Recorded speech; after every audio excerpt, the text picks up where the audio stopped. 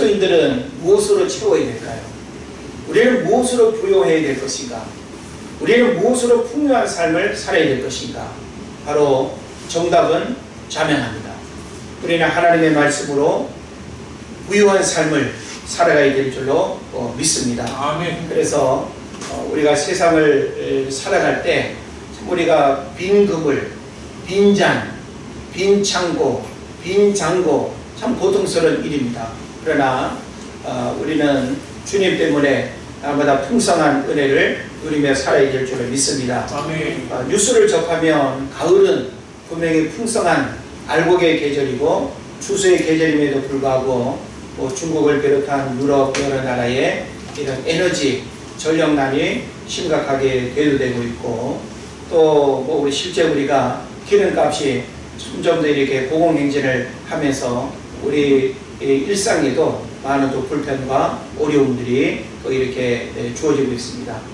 또 동남아 여러 나라들은 1년에 벼농사가 2모작, 3모작 심으면 그냥 심는 대로 계절과 상관없이 거두고 심고 하는 일들이 반복됐는데 그래서 많은 쌀을 이렇게 수출하던 나라들이 이제는 수입을 해야 먹고 살 만큼 지금 식량 전쟁의 어떤 서막도 드리워져 있다라고 하는 그런 뉴스들을 접합니다. 그래서 참 풍요의 시대를 말하지만 현실은 빈곤을 경험하는 이런 시대 환경 속에서 우리가 어떻게 풍요로운 삶을 살 것인가, 우리는 무엇으로 부유한 삶을 살 것인가 하는 그런 고민을 하게 되는 것입니다.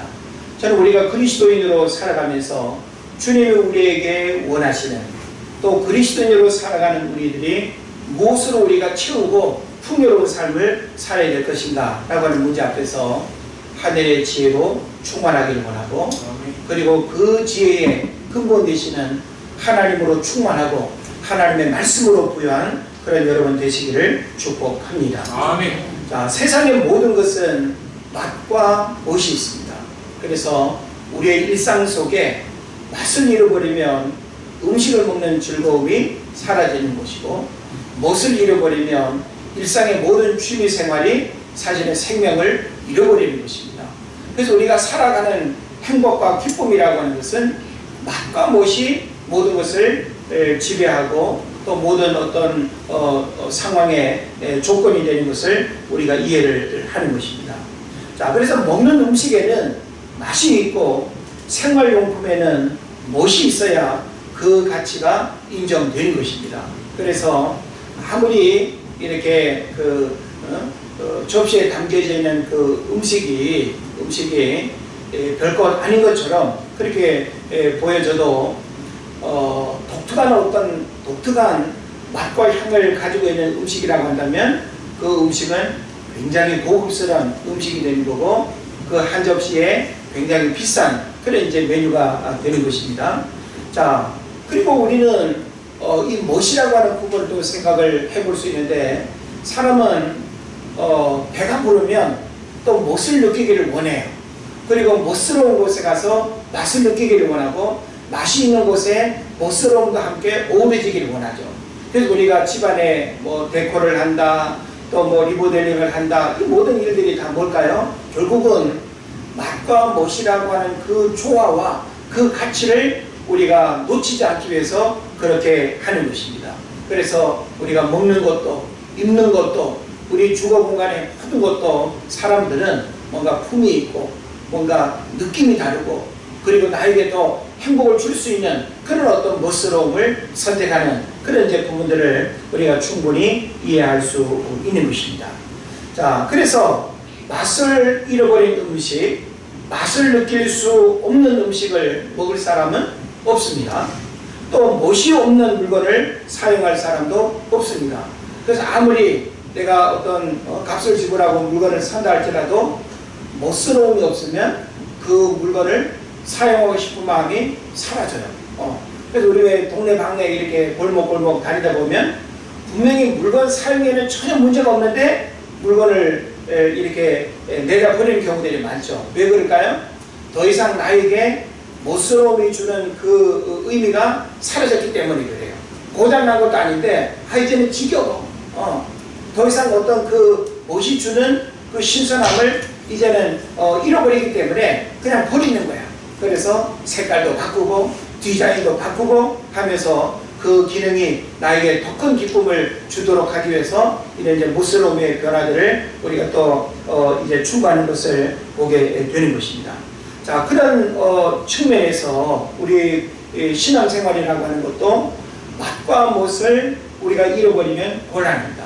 신앙생활은 맛과 못의 조화가 어우러질 때, 참 신앙생활이 즐겁고 행복한 그런 일이 되는 거예요. 그래서 신앙생활은 맛이라고 하는 영적인 체험, 또 신앙생활이라고 하는 이 멋스러움의 기쁨이 우리에게 주어지지 않으면 우리는 왜 교회 가야 되지? 교회 가서 예배하고 교회를 우리가 가야 하는 그 자체가 굉장히 귀찮고 고통스럽고 교회 와도 그냥 생각이 딴 데 가고 집중하지 못하는 그 이유가 뭘까요? 맛과 못을 잃어버리기 때문이 그래요. 자, 여러분이 좋아하는 기름진 음식, 여러분이 좋아하는 음식 앞에 눈을 감고 음식을 드신 분 있나요? 먹을까 말까 망설이는 그런 분이 있나요? 뭔가 여러분의 마음을 끄는 어떤 물건이라든지 음식이 있다고 한다면 두 눈을 부릅뜨고 그것을 내 것으로 얻기 위해서 여러분이 힘쓸 거예요. 자, 우리가 하나님을 예배하는 일에도 예배도 바로 영적인 체험으로서의 그런 맛과 무엇이 우리에게 경험되어져야 된다라고 하는 사실을 여러분 깨달으시기를 바랍니다. 아멘. 자, 그럼 신앙생활에서 맛이라고 하는 것은 뭘까요? 바로 예배가 주는 그런 느낌이라고 해야 될까요? 예배가 나에게 주는 그 어떤 영적인 체험적인 어떤 의미가 분명히 있습니다. 우리가 말씀을 또 우리가 읽을 때, 말씀을 들을 때 그 말씀이 우리에게 주는 그런 또 의미도 있습니다. 내가 말씀을 읽을 때는 막 힘이 나고 기쁨이 있고 말씀이 어떤 맛으로 느껴지고 바로 우리 안에 그 말씀이 맛으로 경험되어지는 아주 중요한 이제 기회가 되는 것이죠. 자, 그런 면에서 신앙생활은 바로 이 맛과 못을 우리가 잃어버리면 안 되고 맛과 못을 우리가 경험하지 못하고 신앙생활한다는 것은 굉장히 어떤 그 신앙의 기쁨과 생명을 잃어버린 것과 같은 그런 모습임을 우리가 생각해 볼 수 있는 것입니다. 자, 그렇다고 한다면 여러분에게 하나님의 말씀은 어떤 맛으로 여러분 경험을 해보셨나요? 사실 우리가 신앙생활 속에서 하나님의 말씀을 맛으로 경험하지 못하면 이 말씀을 듣는 일만큼 재미없고 딱딱하고 귀찮은 게 없어요. 예? 우리가 이렇게 먹는 음식을 맛을 느끼지 못하고 우리가 밥상에 앉는다고 한다면 산의 진미가 다 즐겁지 않아요. 그러니까 우리가 이 살아있는 어떤 미각을 우리가 갖게 되면 뭘 먹어도 맛있고 모든 음식이 우리에게 유익하게 되는 것이죠. 그런 면에서 우리가 맛을 느낀다고 하는 것은 굉장히 중요한 일이 되는 것입니다. 자, 병든 사람은 맛을 잘 못 느낍니다. 또 나이가 들수록 이 미각이 떨어집니다. 그래서 노인들이 음식을 하면 어때요? 이 미각이 떨어지다 보니까 그냥 짜거나 아주 싱겁거나 젊었을 때 아주 맛깔스럽게 요리하던 그런 게 이렇게 사라지는 이유가 바로 그것 때문에 그래요. 또 우리가 병들거나 몸이 아프면 역시 또 제맛을 이렇게 느끼지 못해서 음식이 이렇게 맛있지 않는 그런 문제들이 있지 않습니까? 자, 그런 측면에서 우리가 본다면 하나님의 말씀을 영의 양식으로 우리가 공급을 받으면서 말씀이 맛으로 느껴지는 그런 은혜를 우리가 경험한다면 이 말씀은 기다려지는 시간이고 먹는 즐거움이 있는 것이고 사모하게 되는 것이고 그 말씀이 우리 삶의 능력이 되고 축복이 될 줄로 믿는 것입니다. 아멘. 자, 오늘 본문 13절, 14절 이제 우리가 마지막 부분이 될 텐데 이 말미의 말씀을 먼저 우리가 좀 이렇게 끄집어내서 살펴보기를 원합니다. 자, 성경 기자는 오늘 본문의 말씀이 우리에게 어떤 의미가 있는지를 이렇게 가르치는데 13절, 14절에서 이렇게 기록하고 있습니다. 내 아들아, 꿀을 먹으라. 이것이 좋으니라. 송이꿀을 먹으라. 이것이 내 입에 하니라. 지혜가 내 영혼에 이와 같은 줄을 알라. 이것을 얻으면 정령이 내 장래가 있겠고 내 소망이 끊어지지 아니하리라 그랬습니다. 자, 옛날 제가 어렸을 때 우리 어머니가 아들 하나 이렇게 아주 이렇게 특별히 배려해가지고 인삼 머리에 이고 이제 집집마다 이렇게 파는 이제 그 상인이 있었는데 우리 집에 와서 이제 인삼을 이렇게 사러 가면 저를 먹인다고 또 몇 뿌리를 이렇게 삽니다. 그래가지고는 이제 뭐 곡식을 또 이렇게 주고 인삼을 이제 이렇게 사고 이제 물물 교환으로 그렇게 사고 팔고 하는 걸 봤는데 그럼 그 인삼이 얼마나 씁니까? 그래서 그냥 옛날 어른들은 쓴 건 그냥 쓴 대로 먹어야 그게 또 약이 된다고 참 뭐 다맛 하나 이렇게 느끼지 못하고 이렇게 인삼을 이렇게 먹어야 될 때 얼마나 고통스럽고 힘들었는지 몰라요. 그럼 그런 인삼 한 뿌리 먹고 꿀 한 숟가락이라도 딱 먹으면 얼마나 그 쓴맛이 가시겠어요. 근데 우리가 참 이렇게 그 단맛이라고 하는 것은 쓴맛을 씻어내고 또 우리 어떤 입맛을 이렇게 바꿔줄 수 있는 그런 맛이 바로 꿀맛이 아니겠습니까? 그래서 우리가 살아가면서 꿀맛이야 라고 하는 게 뭡니까? 꿀보다 더 좋을 수는 없다라고 하는 거죠. 우리는 꿀보다 더 좋을 수 없다라고 하는 것을 바로 이 맛이야, 꿀맛이야 라고 이렇게 우리가 이야기를 하는 거거든요. 그래서 실제 우리가 음식으로서도 꿀을 우리가 한 숟갈 먹으면 여러분 꿀을 먹으면 맛이 어떤 맛이죠? 꿀맛이죠. 그죠? 단맛이 아니고 꿀맛이라고 하는 묘한 맛이 있는 겁니다.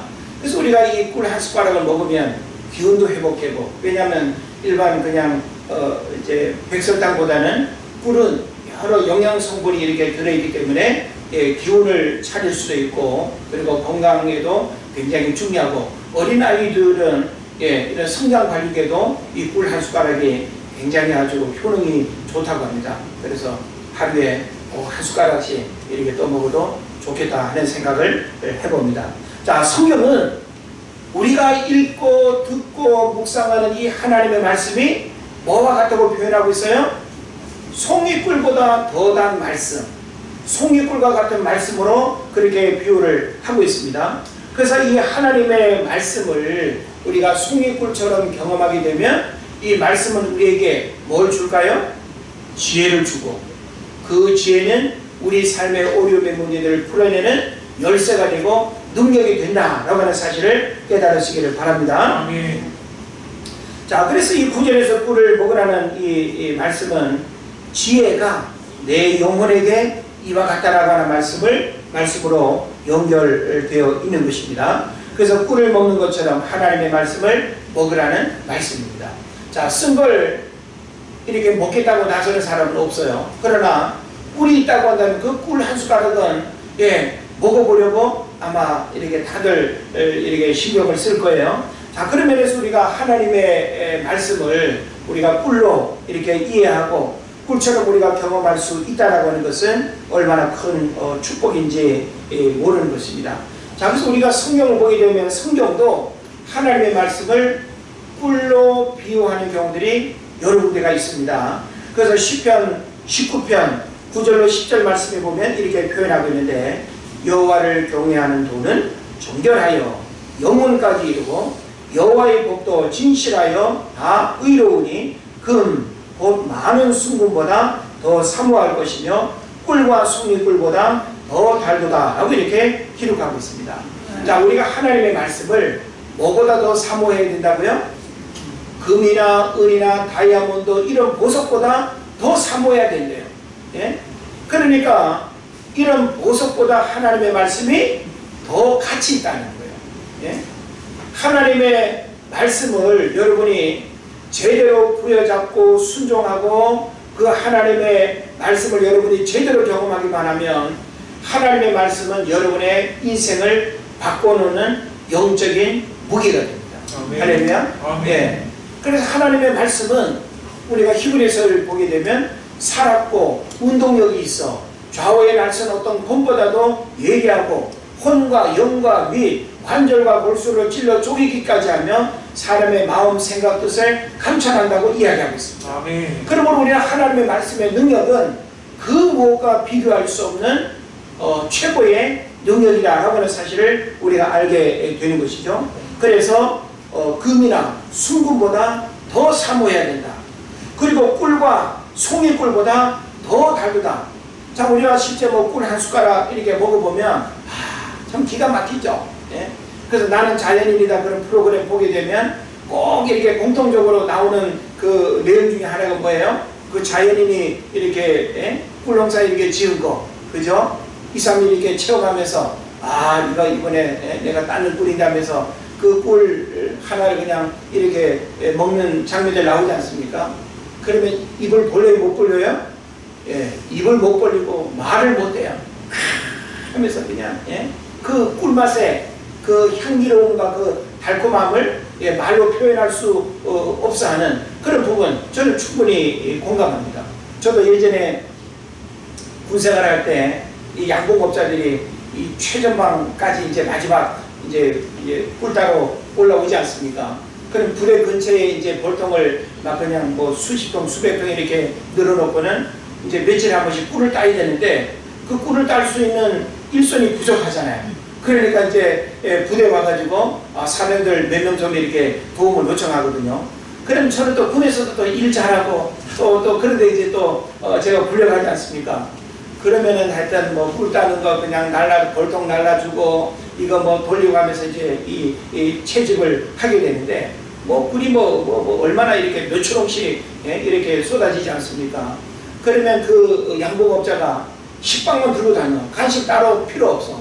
식빵만 그냥 이렇게 들고 다니면서 하여튼 수시로 먹으라고 내놓죠. 그럼 그 식빵은 뭐와 함께 먹을까요? 꿀과 함께 먹죠. 얼마나 먹을까요?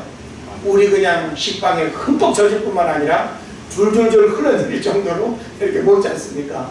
그러고 또 뭐 꿀피스나 또 무슨 병에 또 끝나고 이제 부대 돌아갈 때 막 가져가라고 한 병씩 주지 않습니까? 그러면 또 갖고 와가지고 우리 좀 통신병 또 이렇게 전우들하고 같이 나눠 먹고 했던 그런 기억들이 나는데 참 우리가 이 오리지널 이 자연 침이 계속 보이네.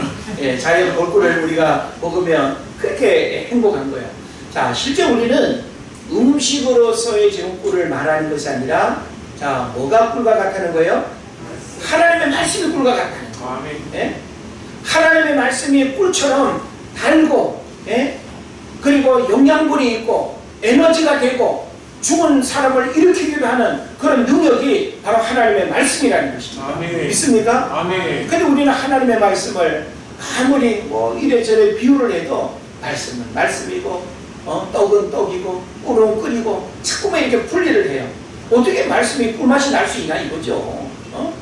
어떻게 말씀이 그냥 초콜릿처럼 그렇게 마실 수 있냐라고 하는 거죠.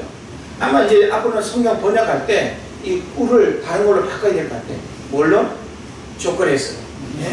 초콜릿보다 더 맛있도다 이러면은 아마 우리 해석 집사랑 우리 희원이가 눈이 번쩍 뜨이면서 으잉? 하면서 하나님의 말씀 속에 초콜릿이 어디 있는가 막 아마 열심히 이렇게 볼 것 같아요.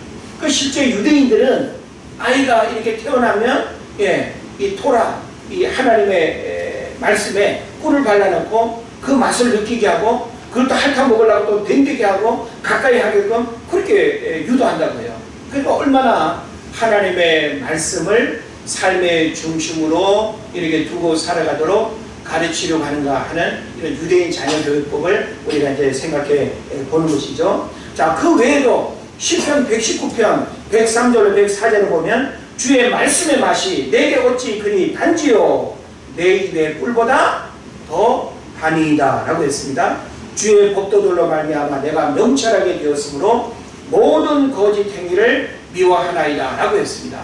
자, 하나님의 말씀이 꿀처럼 경험되면 명철을 얻게 되고 모든 거짓 행위를 미워하게 되어서 우리가 구별된 삶을 살고 거룩한 삶을 살고 하나님의 뜻을 이루어드리는 삶을 살아가게 되는 줄로 믿습니다.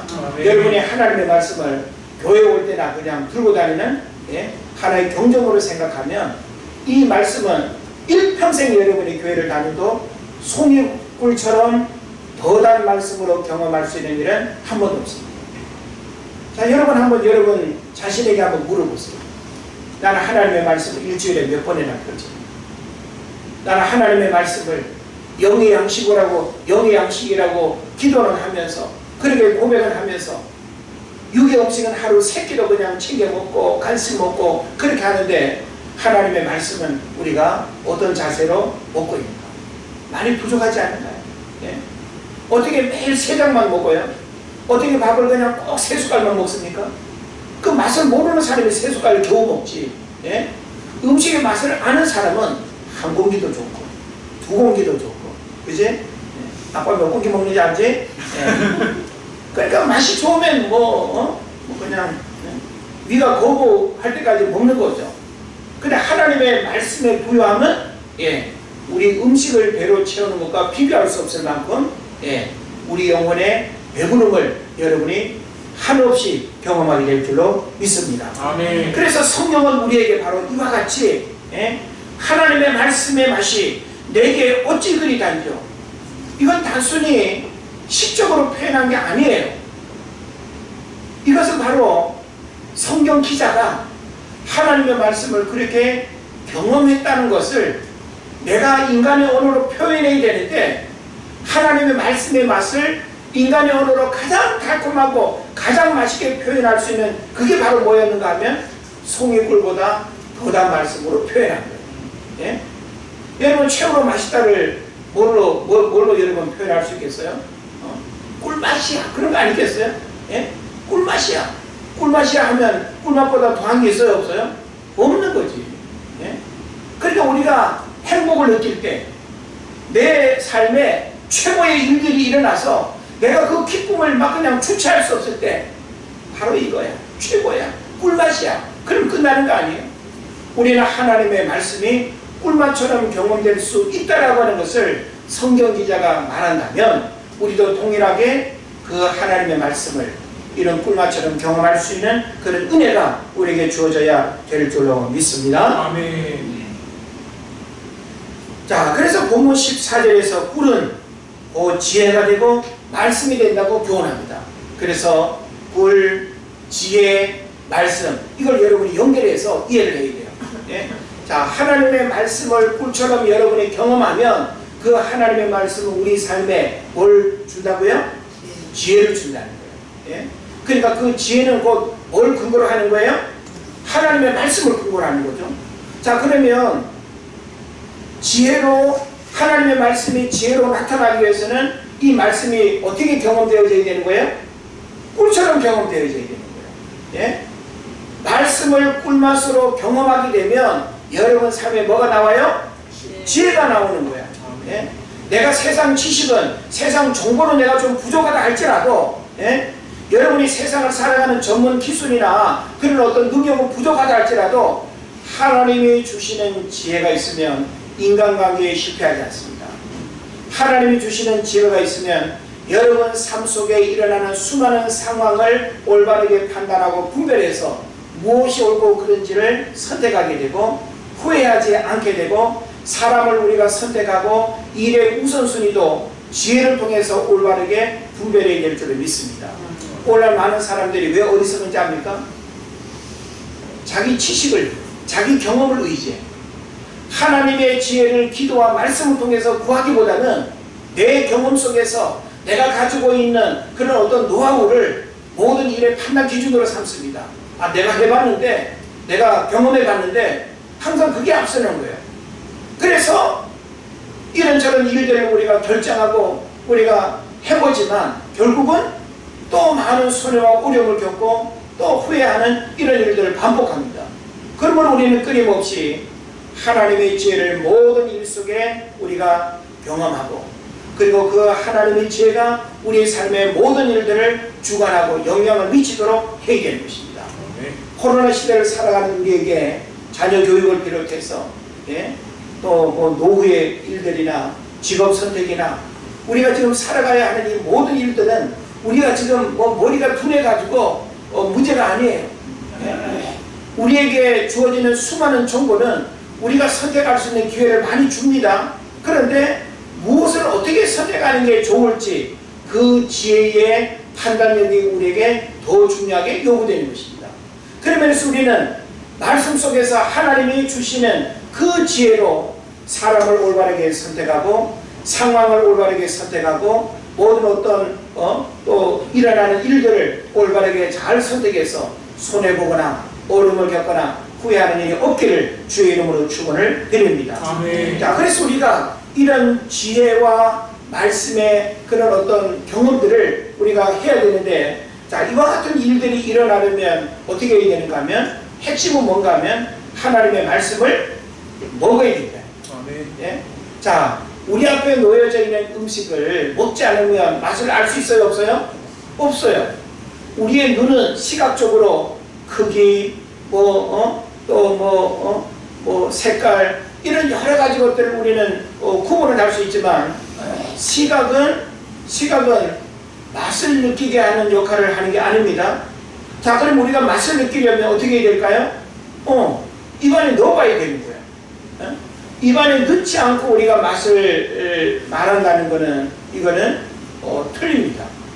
그래서 우리가 하나님의 말씀을 어떻게 해야 돼요? 열심히 읽고 듣고 배우고 묵상하고. 할렐루야. 아멘. 하나님의 말씀이 내 영혼의 그릇에 담겨야 된다. 예? 여러분 아무리 바쁘고 힘들어도 하나님의 말씀이 내 안에 경험되어져야, 내 안에 들어와야 이 말씀이 송이꿀처럼 더단 말씀으로 경험되어지는 역사가 일어날 수 있는 거예요. 예? 내 안에 하나님의 말씀이 하나도 없는데 어떻게 그 맛을 우리가 경험할 수 있습니까? 그래서 여러분이 어떤 특별한 사건이나 일들을 만났을 때 여러분이 암송하고 여러분이 기억하고 있는 그 말씀이 여러분의 삶에 놀라운 일들이 일어나게 된다면, 우리는 그 말씀을 통해서 바로 이런 그 영적인 그 맛의 의미들을 우리가 이야기할 수 있는 것입니다. 그래서 우리는 이 하나님의 말씀을 결코 우리가 가볍게 여기거나 하나님의 말씀을 우리가 맛을 경험하지 못하고 그냥 지식적으로 이해하고 또 어떤 경전으로만 우리가 이렇게 덮어버리면 하나님의 말씀은 나와 아무 상관이 없는 그런 말씀이 된다라고 하는 것을 깨달아야 되는 것입니다. 지혜가 영혼의 소망을 안겨준다는 것은, 지혜가 우리의 인생을 하나님께 인도하여 그분의 자녀가 되게 하는 내세의 영적 축복을 준다는 사실을 증거하고 있는 것입니다. 그래서 말씀을 꿀처럼 달게 먹는 것은 우리의 영원한 생명, 즉 영생과 직결된 너무 중요한 일이다라고 하는 사실을 깨달아야 되는 것입니다. 그래서 꿀과 지혜와 말씀은 연결된 의미를 담고 있는데, 이제 3절 4절을 우리가 주목해 보겠습니다. 자, 3절 4절의 말씀. 집은 지혜로 말미암아 건축되고 명철로 말미암아 견고하게 되며, 또 방들은 지식으로 말미암아 각종 귀하고 아름다운 보배로 채우게 되느니라 라고 했습니다. 자, 여기서 집은 한 사람이 이루고 있는 가정, 혹은 한 사람의 일평생 등 다양한 의미를 복합적으로 내포하고 있는 것으로 볼 수 있습니다. 더 나아가서 집이란 믿음으로 살아가는 성도의 삶을 지칭하는 것이기도 한 것입니다. 그래서 성도의 인생은 지혜와 명철로 견고하게 되는 것이다. 그러면서 방들을 또 언급하고 있는데, 집이 우리 성도를 의미하며 우리 속사람을 의미하는 말입니다. 결국 여호와의 율법을 즐거워하는 생활이 우리 마음의 보배를 채우는 길이라는 그런 의미가 되는 것이죠. 그래서 우리 인생의 집, 무엇으로 세워간다고요? 지혜로 건축하고 지혜로 견고하게 세워간다고 말씀하고 있습니다. 예. 그래서 인생의 집이 무너지는 경우들이 많잖아요. 인생의 집이 막 병들고, 인생의 집이 막 그냥 구멍이 나가지고 마귀가 들락날락하고, 예? 막 그냥 한겨울에 그냥 찬바람에 막 그냥 불고, 이거 왜 그래요? 우리 인생의 집을 견고하게 하지 못하게 되면 바로 이런 어려움을 겪는 거예요. 그래서 우리 인생의 집을 지혜로 견고하게 해야 된다. 그 지혜가 바로 뭘까요? 하나님의 말씀이다. 그리고 여러분이 하나님의 말씀으로 날마다 이렇게 무장하고 하나님의 말씀이 송이굴처럼 달콤한 말씀으로 경험되어지면 여러분의 인생은 아름답게 세워져 가는 거예요. 여러분의 인생은 결코 균열이나 넘어지려고 막 빗돌렁하게 기울어져 있거나 이런 일이 있을 수가 없는 거예요. 그래서 하나님의 말씀이 지혜로 우리의 삶을 견고하게 세워가는 그런 은혜가 있기를 축복합니다. 아멘. 또 5절의 말씀을 보면 지혜 있는 자는 강하고 지식 있는 자는 힘을 더하나니 너는 전략으로 싸우라. 승리는 지략의 많음이 있느니라 그랬습니다. 자, 이어지는 그 6절의 말씀을 우리가 6절에 나오고 있는 그 전쟁을 영적 전쟁으로 해석한다면 5절은 좀 더 분명해집니다. 다시 말하면 상대방과 싸움에서 완력으로 상대를 굴복시키는 것은 완전한 승리가 아닌 일시적인 억압에 불과합니다. 오직 모략과 지혜로 상대방을 굴복시켜야 참된 승리를 얻을 수 있습니다. 자, 부부가 싸움을 합니다. 자, 힘으로 하면 누가 더 세요? 예, 남편이 더 세죠. 예? 아내가 더 센 사람과 살면 좀 뭔가 좀 잘못된 거예요. 자, 힘으로 하면 남편이 훨씬 더 세죠. 근데 항상 싸움의 결과는 누가 이겨요? 아내가 이기죠. 왜 그럴까요? 야, 이게 세잖아. 예? 말로 그냥 부스러고 말로 그냥 다 이겨낸단 말이에요. 그러니까 사람이 힘으로 이기려고 하는 건 제일 무식한 거예요. 예? 내가 힘으로 내가 세상에 뭐 어려운 문제들을 해결한다? 제일 무식한 거예요. 앉아서 이길 수 있는 사람, 그리고 부딪히지 않고 힘과 힘으로 부딪히지 않고 이길 수 있는 사람이 진짜 힘을 가진 사람이에요. 그러니까 우리에게 바로 그런 어떤 이김의 비결이 뭔가 하면 바로 지혜라는 것이죠. 네. 그러니까 하나님의 말씀을 통해서 우리에게 지혜를 주시면 그 지혜는 수많은 싸움의 일들을 승리하게 되는 비결이 되고, 손해보지 아니하고 이기는 비결이 되고, 아픔을 겪지 아니하고 이기게 되는 비결이 된다라고 하는 것입니다. 할렐루야. 그래서 사람의 참된 힘의 원천은 육체에 있는 것이 아니라 지혜를 얻고 지식을 깨닫는 정신, 즉 마음에 있음을 말씀하고 있습니다. 그래서 마음을 잘 읽을 수 있는 사람이 큰 사람이에요. 그러니까 뭐 머리가 나쁘면 손발이 고생한다 그러죠. 머리가 둔하면 그냥 내가 부딪혀서 땀 흘려 수고하는 일밖에 없어. 그냥 머리가 비상하고 머리에 지혜가 있으면 앉아서도 다 계산하고 사람을 조정하고 다 하는 거야. 예? 그러니까 높은 자리에 앉는 사람은 머리를 쓰는 사람일까요? 손을 쓰는 사람일까요? 머리를 쓰는 사람이죠. 그죠? 예. 근데 저는 머리와 손을 다 쓰고 있어가지고 고생이 많습니다. 예? 그러니까 우리가 오너의 자리에 있으면 머리를 잘 쓰는 사람입니다. 사람을 잘 다스리고 일의 어떤 우선순위와 모든 어떤 상황들을 잘 이렇게 분별하고 판단하고, 또 어떤 선후를 잘 이렇게 또 가릴 줄 알고, 그러기 위해서는 뭐가 필요할까요? 지혜라니까. 하나님의 말씀을 통해서 우리에게 주시는 지혜야말로 부부싸움에서 승리하는 비결이요, 인간관계에서 승리하는 비결이요, 우리 모든 삶의 일들을 능력있게 잘 풀어가는 그 비결이 바로 하나님 말씀에 지혜에 있다라고 하는 사실을 여러분 깨달으시길 바랍니다. 그러니까 오늘날 어리석게도 사람들이 조금 힘으로만 이기려고 해요. 덩치 크면 그냥 힘이 센 걸로 이렇게 생각하지만 덩치로 결코 상대방을 우리가 제압할 수 없다라고 하는 것도 깨달아야 되는 것입니다.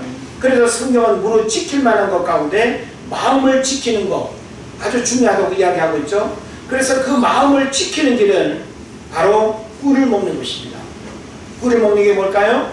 지혜의 말씀, 지식의 말씀을 내 발의 등이요 내 길의 빛으로 알고 매일 하나님의 말씀을 영혼의 만나로 공급받고 그 말씀을 사모하고 그 말씀을 송이꿀보다 더단 말씀으로 경험하게 되면 그 말씀은 여러분 삶에 엄청난 지혜와 능력을 이렇게 흘러보내게 하는 그런 또 원천이 될 줄로 믿습니다. 자, 그래서 7절에 보면 지혜는 너무 높아서 미련한 자가 미치지 못할 것이므로 그는 성문에서 입을 열지 못하느니라 그랬습니다. 자, 여기서 높다라는 말은 가치 있다로 번역할 수 있습니다. 즉 지혜의 가치를 모르는 미련한 자는 결코 지혜를 얻을 수 없다는 사실을 나타내는 비유적인 표현입니다. 그러면서 미련한 자가 성문 어귀에서 재판이 벌어질 때 감히 지혜로운 자에게 아무 말도 못할 것을 말씀하고 있습니다. 자, 지혜로운 사람은 실제 어떤 얽히고 섞이는 어떤 상황이 벌어지면 훨씬 더 유리하게 문제를 풀어가죠. 자, 머리가 둔한 사람이 있어요. 상황을 아주 그냥 지혜롭게 잘 판단하고 아주 말도 그냥 논리적으로 잘하고 지혜롭게 모든 또 말들을 잘 풀어가는 사람이 있으면 그런 두 사람이 재판관 앞에 섰다라고 할 때 이거 결과는 뻔하지 않겠어요? 그러니까 우리는 항상 지혜로 모든 어려운 일들을 풀어가야 된다. 제가 지금 이 시대에 어떤 수많은 뉴스들을 이렇게 접하면서 우리가 어떤 흑백 논리로 모든 상황을 판단하고 선택하도록 저는 여러분에게 이야기하고 싶지 않습니다. 지금 우리 삶에 놓여져 있는 나를 둘러싸고 있는 이 지구촌의 이 환경은 지혜롭지 않으면 앞으로 많은 어려움을 겪을 수 있어요. 그래서 여러분이 직업 선택도 지혜롭게 판단해야 돼요. 사람을 선택하는 일도 지혜롭게 해야 돼요. 우리의 자녀들을 양육하고 자녀들의 학업을 지도하고 인도하는 일에 있어서도 하나님이 주시는 지혜로 우리가 자녀들을 이끌어야지 세상 사람들이 이거 좋다고 저거 좋다고 그냥 몰려다니고 듣는 그런 뉴스로만 하면 곤란한 것입니다. 하나님은 오늘 이 시대 하나님의 말씀을 통해서 우리가 올바른 선택을 할 수 있는 그런 지혜를 말씀 속에 하나님이 감춰주고 있다는 사실을 여러분 깨달으시기를 바랍니다. 아멘. 그래서 결국 우리의 신앙생활이라는 것은 말씀이 구체적으로 어떻게 우리 삶을 바꾸느냐의 싸움이 되는 것입니다. 그래서 마지막 11절 12절을 보면 너는 사망으로 끌려가는 자를 건져주며 살육을 당하게 된 자를 구원하지 아니하려고 하지 말라. 내가 말하기를 나는 그것을 알지 못하였노라 할지라도 마음을 좁을지라 하시는 이가 어찌 통찰하지 못하시겠으며 내 영혼을 지키시는 이가 어찌 알지 못하시겠느냐. 그가 각 사람의 행위대로 보응하시리라. 할렐루야. 하나님은 창조주예요. 창조주라고 하는 말은 뭐예요? 우리를 만드셨기 때문에 우리의 모든 생각, 우리 인간의 연약함, 우리의 모든 것을 하나님이 다 알고 계셔. 그렇기 때문에 피조물인 우리 인간은 인생이 고장나고 병들고 문제가 있으면 창조주 하나님을 찾고 그 하나님 앞에 나가야 돼요. 우리 물건도 그렇잖아요. 물건이 고장나면 물건을 설계하고 물건을 만든 사람 앞에 가면 아무리 고장나서 이게 뭐가 뭔지 몰라, 왜 이렇게 불편한지 몰라 해도 그 사람한테 가면 문제가 돼야 안 돼요? 문제가 안 되는 거예요. 그러니까 우리는 하나님 앞에서 그 하나님의 말씀을 통하여 우리에게 주시는 지혜로 이 땅을 살아가면서 겪는 수많은 어려운 일들을 여러분이 풀어내고 믿음 안에서 해결하고 그리고 더 이상 이런 어려운 일들이 우리의 삶을 주장하지 못하도록 해야 된다라고 하는 사실을 깨달으시기를 바랍니다. 아멘. 그래서 우리의 신앙생활이라고 하는 것은 평범한 일상의 삶을 우리가 살아가지만 우리는 불신자들과 이렇게 다른 삶을 우리가 살아가야 되는 거예요. 그 얘기는 뭔가 하면 하나님의 지혜로 우리는 세상의 일들을 살아가야 되는 것이지 하나님의 지혜를 우리가 알지 못하고 그냥 힘으로만 살아가고 세상의 어떤 이치로만 살아가게 되면 가장 어리석은 거예요. 우리가 믿음 생활을 한다라고 하는 것은 하나님의 말씀이 주시는 하나님의 말씀이 주는 그 지혜를 우리 삶의 원리로 적용하는 거예요. 그래서 여러분이 끊임없이 하나님의 말씀을 우리 마음속에 담아야 돼요. 여러분이 예배하는 시간 하나님의 말씀을 내가 담지 못하고 하나님의 말씀 내가 일주일 내내 한 장 읽지 아니하고 말씀이 내 안에 입력되는 게 없으면 하나님의 말씀이 어떤 형태로든 우리가 그 말씀이 내 삶의 능력이 되거나 혹은 송이굴처럼 이렇게 더단 말씀으로 경험하기가 어렵다라고 하는 사실을 여러분 깨달으시기를 바랍니다. 오늘 우리는 자신에게 이런 질문을 한번 해봐야 됩니다. 신앙생활 우리가 지금까지 해오면서 하나님의 말씀을 정말 송이굴처럼 더단 말씀으로 내가 경험해 봤는지, 우리는 어떤 일에 집중하면 누구 부르는 소리도 듣지 못하고 가스레인지 위에 뭘 음식 그냥 타는 줄도 모르고 드라마 보고 음악 듣고 그렇게 하지 않습니까? 그 얘기는 뭐예요? 다른 일에는 우리가 집중하는, 다른 일에는 마음 뺏기는 그런 일이 많으면서 우리가 하나님의 말씀을 우리가 사모하고 하나님의 말씀을 경청하는 일에는 너무나 우리가 소극적이고 하나님의 말씀을 우리가 영의 양식으로 공급하는 일에 있어서도 너무나 우리가 인색한 이런 안타까움을 보게 되는 것입니다. 바로 그 원하옵기는 여러분 풍성한 계절 가을이지만 우리는 우리 마음속에 우리 마음의 창고에 바로 하나님의 지혜로 충만한 삶을 우리가 살아가야 될 줄로 믿습니다. 그래서 말씀은 지혜가 되어서 삶을 풍성하게 하고 고난을 이겨내며 악인의 형통을 부러워하지 아니하며 오직 하나님으로 즐거워하는 삶을 살아가게 하는 비결이 됩니다. 그래서 기뻐가는 가을에 우리 마음속에 지혜의 말씀을 가득 채워서 주 안에서 날마다 승리하는 그런 여러분 되시기를 주의 이름으로 축원을 드립니다. 기도하겠습니다.